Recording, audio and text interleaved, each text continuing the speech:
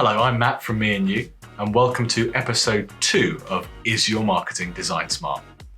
Today, I'm going to talk about clear communication. Now, I always think it's worth taking a little bit of a step back and thinking about how the human brain works.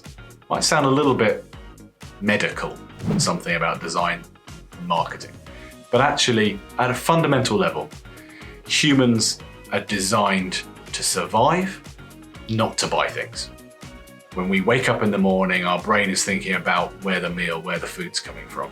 We're not thinking about buying a product or service. And therefore, whenever we are trying to communicate our fantastic offering to an audience, you've really got to cut through and communicate clearly. So the human brain operates at 2 different levels. System 1 is fast, it's autopilot. System 2 is manual, it's hardworking, it's intensive, it's slow. 95% of our time is spent in System 1 mode. So that means we have to clearly communicate and speak to that person. Now, given that mindset, we have to be super clear about what we are communicating. And one technique that we utilize is that of storytelling. Humans have been told stories throughout generations, from film, from books, and just literally around the campfire. We're used to this formula.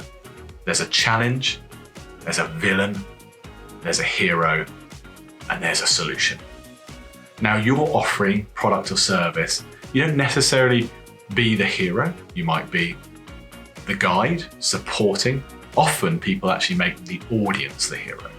But storytelling techniques can be really effective ways to clearly communicate. By matching a compelling story that is tailored to those personas you've already identified, see episode 1 if you haven't watched that bit, you'll get through the noise that everyone's bombarded with. Let me give you an example.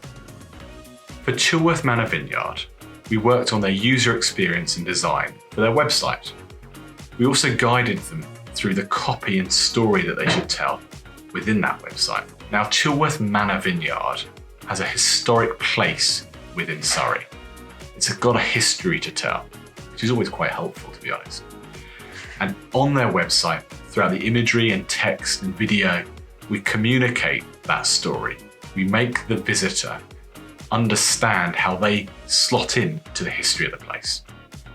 Experiences is what people are after, and that's what we tell.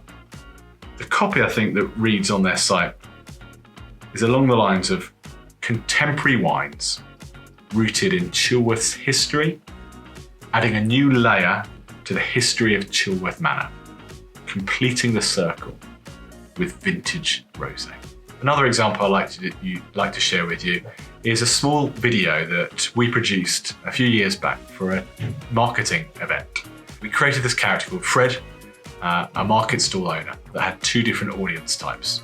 Let me show you it. Let's take this market stall owner, Fred.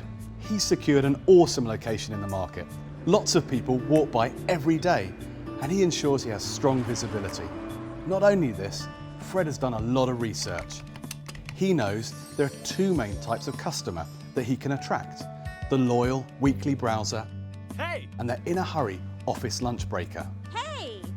To serve both audience types, he's organised his stall so the browser can easily see all that's on offer, whilst the in a hurry customer can access the products they want super quick, rather than just trying to sell all the products he has in a way he assumes will work. Coupled with Fred's super quick customer service and engaging topical shout-outs, he's absolutely nailing it.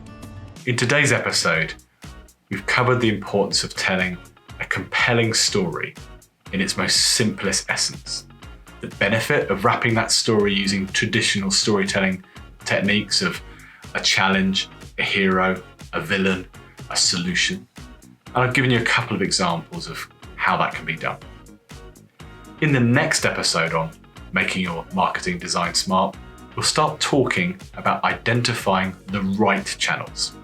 I hope you'll join me.